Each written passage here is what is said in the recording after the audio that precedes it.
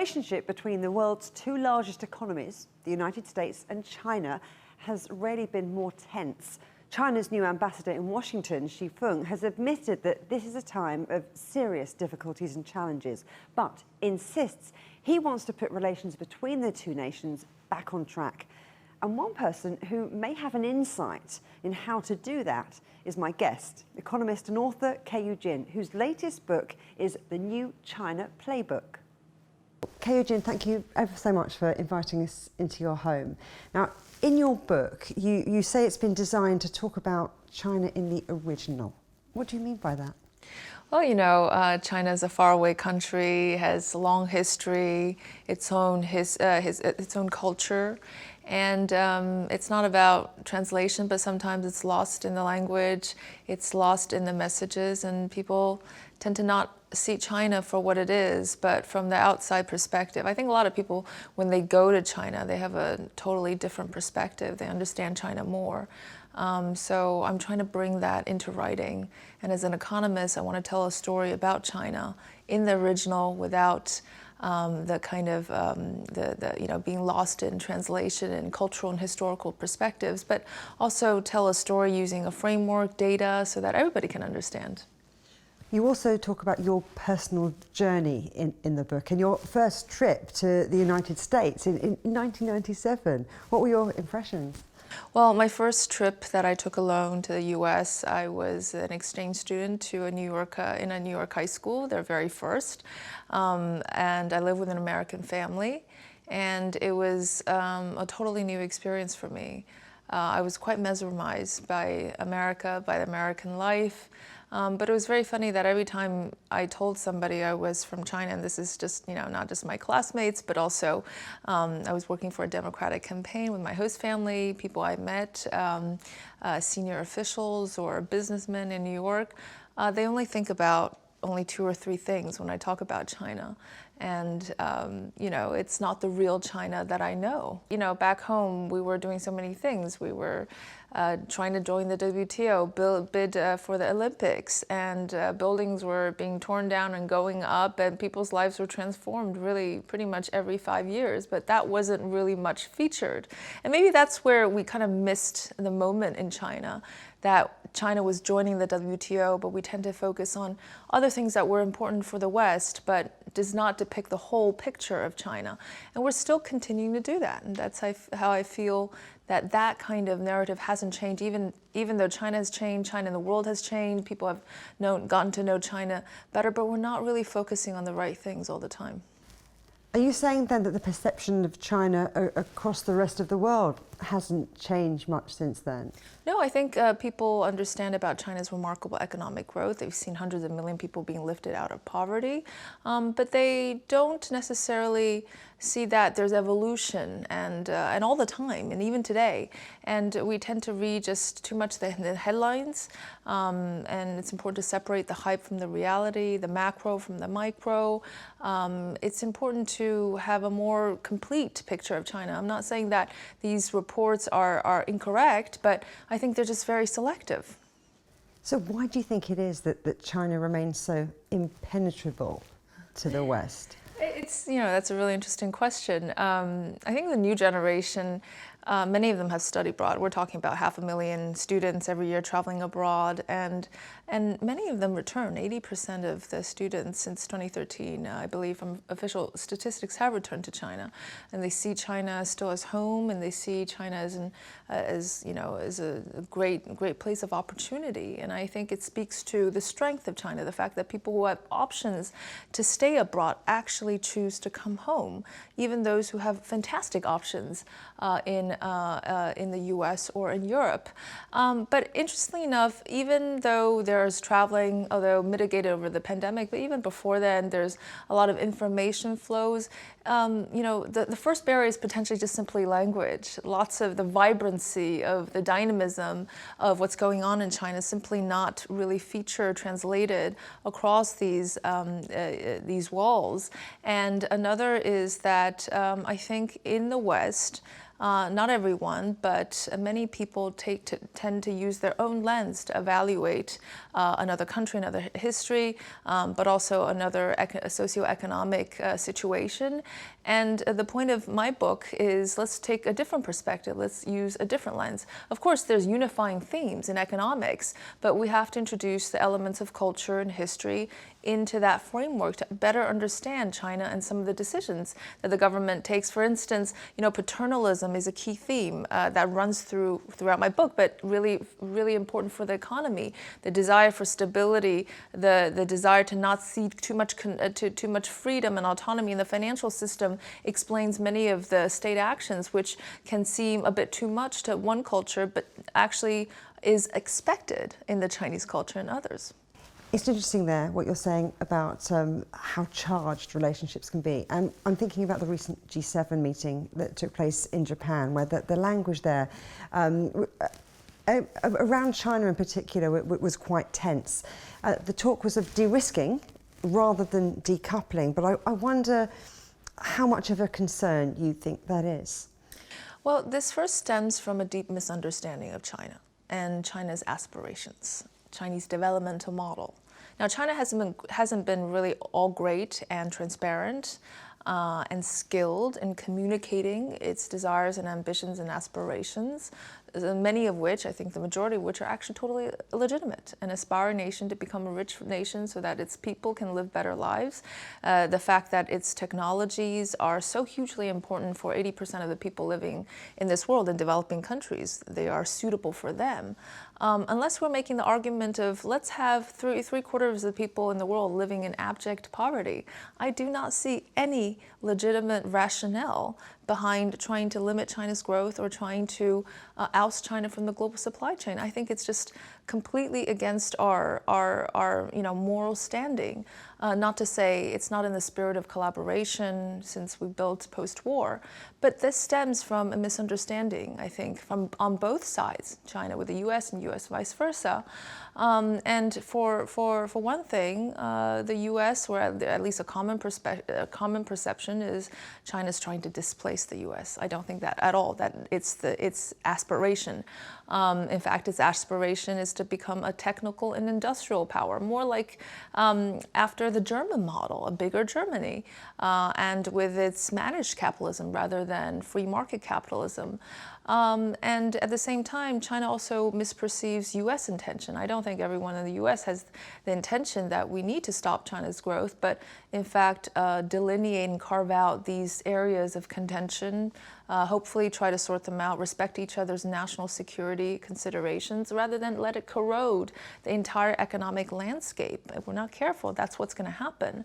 But also, I think a lot of this kind of communication is a bit more emotional than rational, rather than cold-headed. Lots of these policies might actually not achieve its objective. For instance, can you really stop China's technological growth, right? Can China really surpass the U.S. in many of the key critical technologies? I think there's a lot of misunderstanding. But it's important to keep open the dialogue channels, to keep on talking. That's the first thing. And second is to see each other's perspective and understand each other. For instance, people think about China as having a centralized state model and that it's crowding out the private sector. That's not at all the case. Just look at the data. 30 years ago, 70% of the wealth belonged to the state. Today, 70% of the wealth belongs to the private sector, which also provides 80% of the jobs, 70% of the industrial output. It is firmly in the driver's seat. So that centralized approach is more political centralization and setting the strategic objective, but there's a huge amount of autonomy left to the local level, left to the entrepreneurs, left to the local mayors, and they have an interactive, dynamic relationship. All of that is actually happening on the ground, and sometimes we get lost in these very grandiose messages on either side, but I don't think that depicts the reality. But those grandiose messages on either side you talk about have created tensions which are really bubbling between the United States and China, particularly when it comes to aggressive trade policies that appear to want to curb China's technological growth, not least the current chip wars. But then we have China's foreign minister urging the United States to bring diplomatic relations back on track. So what's it going to take, do you think, to make all that happen? China was a small economy, had a small imprint on the world when it first joined the WTO. And then it grew and it traded a lot. And then the impact was becoming more clear, but that was after many, many years China had joined. But still, that's all part of the old playbook. You know, if we talk about WTO rules, the U.S. Violated a number of rules, twice as many in terms of court cases as China did, and they should just take it to the court. They should resolve it multilaterally. But I think that's part of the old playbook. If you look at the industrial subsidies, now the U.S. is actually engaging in some as well, with the CHIPS Act and the Inflation Reduction Act, etc. Maybe it's that U.S. understands that there's a certain element of state input for the green transition, for instance, for long-term uncertain cycles of investment, that it can play a role. And I see this as competitive collaboration. That's the way I like to define the U.S., or I like to see how the U.S. and Chinese economic relationship will be defined in the future. And on the ground, again, there's a lot of collaboration, even though there's de-risking in certain critical sectors. But if we look at renewables, many foreign companies are investing in Chinese EV companies or setting up joint ventures so that they can bring China's technology into European American markets, Japanese markets. Chinese battery makers are setting up shop in Germany. Some 80% of electric bus vehicles will be done with Chinese companies all around the world. And Tesla opted for a Chinese battery maker, which is making the German government want to do more in that space. But that kind of competitive collaboration, also in AI, I think AI is a more contentious space and probably subject to certain national security issues, which I totally understand. But if you look at the US-China collaboration in AI, it's far exceeding the second pair after the US and China. So again, it's the people and the business that have more to say, and I think there's political motivations to try to take these two countries apart. But on the ground, I think many still want to see a competitive, collaborative kind of partnership, and that competition is good. Competition is not bad. It makes you better, and it makes consumers better off. Still to come here on the agenda, we'll hear more from Keyu Jin, including green innovation. Where next for China in the global drive towards net zero?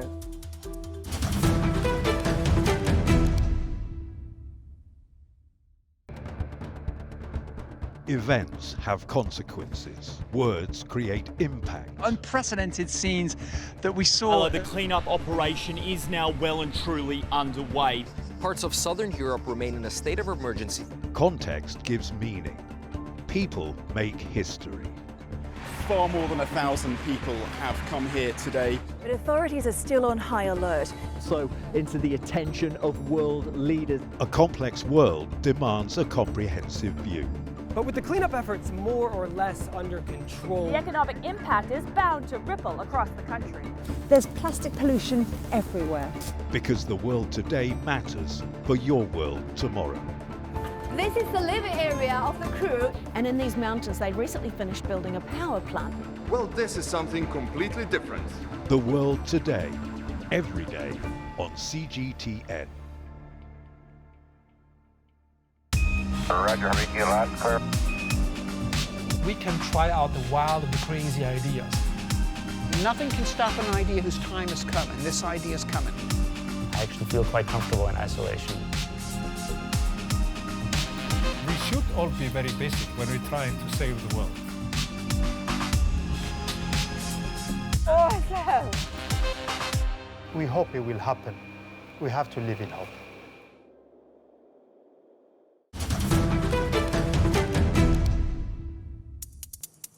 Welcome back to the agenda. We can return now to my interview with Dr. Keyu Jin, Associate Professor at the London School of Economics and the author of the new China Playbook. Keyu Jin, let's talk about the Chinese dream. Right. Xi Jinping talks a lot about the great rejuvenation of the Chinese people. How much room really is there for entrepreneurship, for innovation? The Chinese dream for me is still about getting the 600 million people who have not reached middle income by international standards. That means with a monthly income of a little less than $300. getting them to become middle income, and getting China's average $10,000 GDP per capita to $30,000 or $50,000 when it's richer. Now, I think that's first and foremost a priority still for everyone. We still have a huge swath of the population that can't meet the needs of very dignified life and can secure a good future for their children. And I think the China dream, in my mind, is that you can be in a country with economic opportunities. When you educate, you have better opportunities. When you invest, you have a good return, and people live happy and secure lives in a relatively, healthy and safe environment.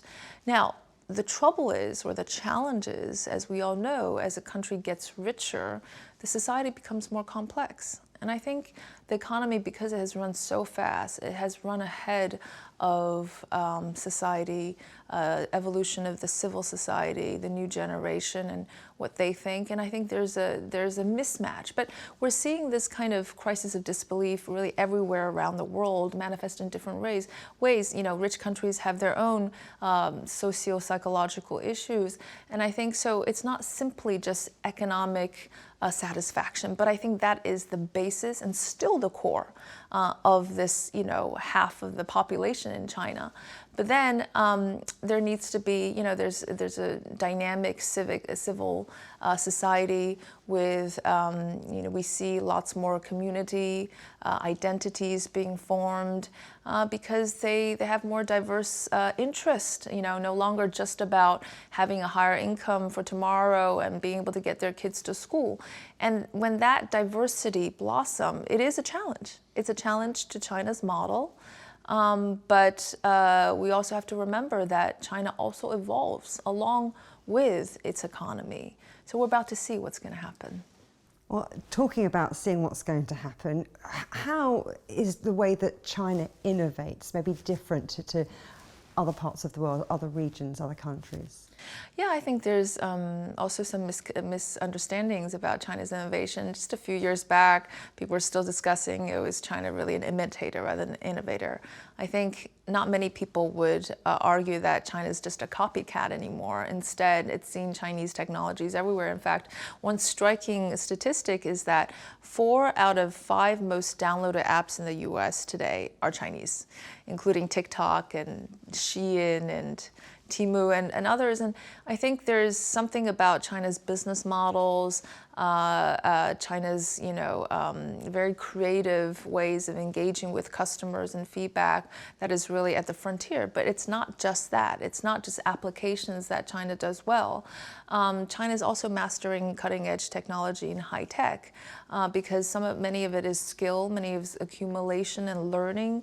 China has a host of very proficient engineers and many good STEM students. So the mastery of high tech is something I'm cautiously optimistic about for China.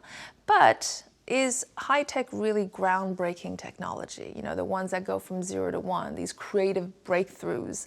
I think there's some way to go on that front because for a variety of reasons. And I think one of the key issues, apart from China's still very centralized state innovation system, the whole of the nation system, is the impatience of the nation. It's kind of interesting that many people think about China as really patient in the government because of the long-termism. In fact, it's not a paradox, actually, that in some aspects it's a very impatient nation, a country with a people that have seen really remarkable growth, that want to really capture the moment and do things often quickly and want to see fast results. And that kind of spirit, the short, flat, fast attitude, which I talk about in my book, which was originally used to describe a winning volleyball strategy, but then used to describe winning investment strategies to these people's mind, is impatience. But if you think about creative breakthroughs, think about basic research, the fact that people need to be intrinsically motivated by intellectual passion, that's what is needed to have that long-term knowledge economy. But today, the reason that China's business models are so successful is that they're very fast, and these companies become very successful in a short period of time. What about China's commitment to the green transition and the pace it's going with that? Yes, again, it's that, that ambition, and I think there China has fully showcased that unique model. Which I describe in my book, which is political centralization, economic decentralization, where local mayors are motivated to work with local entrepreneurs and build mini Silicon Valleys all around China, help the entrepreneurs build supply chains, find them talent. And if you look at the distribution of unicorn companies in China, it's all over the place, not just in 1 or 2 cities, but in second-tier cities like, Chengdu or Hefei or Wuhan, Guangzhou, etc. They're all over China, and then these local mayors compete with each other. You mentioned Hefei there, and there's a nice story about an EV company, isn't it, that became rescued because of this mayoral system? Yeah, so NIO is one of the top 3 EV companies in China, and it was on the verge of bankruptcy. It was on the verge of bankruptcy after it went public. And the Hefei government invited to move the headquarters there, and then took a 25% stake. But most important was not the financial support. It was that it built an entire supply chain around NIO and helped its production grow by 81% within a year, all thanks to the government, and then it cashed out within a year. And that, that same government built the global quantum avenue with the global leading quantum communications companies there. And even in, I think, 2009, when it was supposed to build a subway, instead of building a subway, I'm not sure it's the wisest decision, but still, it illustrates the point. It staked in a company that now today produces something like 1/4 of LCD screens and has overtaken Samsung. So you wouldn't think the local government would be the venture capitalist, but it's important to point out that there's an iteration every time, and they're becoming smarter because there have been waste, there have been inefficient investment and wrong bets. So all of those problems exist, and also local protectionism, where I want to protect my own companies, so whoever comes into my local region, I'm going to block them. These are all problems of the model, but I think by and large, they did overcome some significant barriers for entrepreneurs, especially in a developing country, and that's the same model that China's using to build EVs, do the grand transition, and for instance, state put 4 million EV chargers around the country, as opposed to 140,000 in the US, and that's the thing that only a state can do. That's jaw-dropping, isn't it? So that big difference there. Look, you've talked a lot too about the private sector as being in the driving seat. Let's talk about that a little bit more. In the driving seat in China today, I mean, where are they really doing the heavy lifting? Is it in the green sectors? Is it in renewables? Is it in electrification? And how does that fit in to President Xi's modernisation drive? Well, it's primarily in manufacturing, hopefully eventually in services. I think some of the strategic sectors are still SOE dominated, and that is true, but that's in communication and resources. But the most innovative companies, the most competitive and dynamic ones are private companies. That it shot from 0 to 20 million private companies in a matter of a few decades because of the blossoming. But that's not to say that they don't have challenges. It is a very challenging environment to be a private entrepreneur in China. On the one hand, you have this huge lucrative market. On the other hand, policies can sometimes change, can sometimes be erratic, and it's hard to predict the macro stability in the future. But entrepreneurs are highly, highly resilient in China. That's kind of the condition to success. And they have to constantly reinvent themselves. They have to constantly know how to interact with local officials, even though now local officials need them as much as they need local officials. So I'm not trying to say that this private, dynamic entrepreneur landscape is all that easy and great. It is fantastic, but they have their own challenges, but they're marching forward regardless. But you say that China doesn't want to be like the US when it comes to the private sector driving the economy. China does not see the American-style capitalism, especially the relationship between capital and politics, where politics sing to the tunes of capital, as kind of a model of inspiration. In China, politics, it's probably fair to say that politics is above capital, so they will continue that kind of relationship where capitalism drives the economy, but in the future, we're probably going to see more regulations, more monitoring, because the American-style capitalism, at least to the Chinese, there's a bit more. There's not enough protection of consumers. There's a lot of inequality, and China wants the olive-shaped income distribution, kind of fat in the middle. Explain that olive-shaped distribution. Explain that. China wants to see an income distribution where the top and end, bottom are narrow. So small share of the people extremely wealthy, but the majority of wealth being accounted for by the vast majority of people. And as we all know, inequality, especially the 90-10 percentile for the US, has risen substantially, so wealthy getting incredibly wealthy. Now, is China going to be able to achieve that and at the same time preserve its economic dynamism is really the key question here, because there are trade-offs. You want the smartest and brightest and most productive people to work more, not to incentivize them. So that's always kind of the key question. But I think we all have to read China as a place where policies can change and adjust and be recalibrated and fine-tuned to kind of be fit for purpose, and that might look different in different periods of time. So never take anything as permanent. We're talking about things looking different in different periods of time. Demographics are a big topic. China's population growth might be slowing, but in general, people are living longer, and that means they're going to be working longer.